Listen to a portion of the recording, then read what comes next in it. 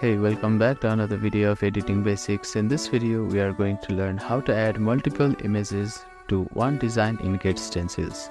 Adding multiple images in a single design in GetStencil is a straightforward process.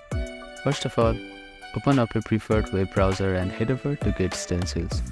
Log in to your account. You can create a new design or select an existing design where you want to add multiple images. In the design editor, you can see the Photos tab.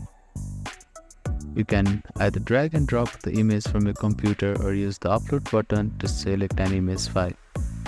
If you are using stock photos from GetStencil, you can also choose from the Pixels or Pixabay integration. After uploading the image, it will appear on a design. You can move, resize and adjust it using drag and drop feature. To add more images, just click the upload button again and drag and drop the additional image into the design workspace. Each uploaded image will appear as a separate element on a design. After adding each image, you can move them around by dragging and dropping them in position.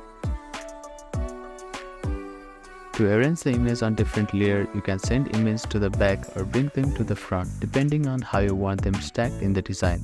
Here you can see that the image is covering the text. So, simply select on the image and click on Move Back option. So that is how you can layer the image.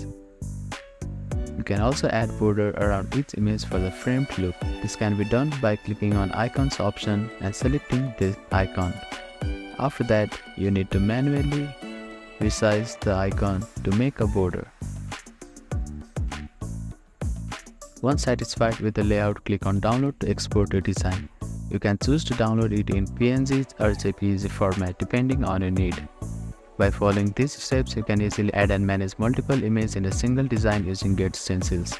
Thank you for watching this video. Please do not forget to like, share and subscribe to our channel and comment down if you have any queries.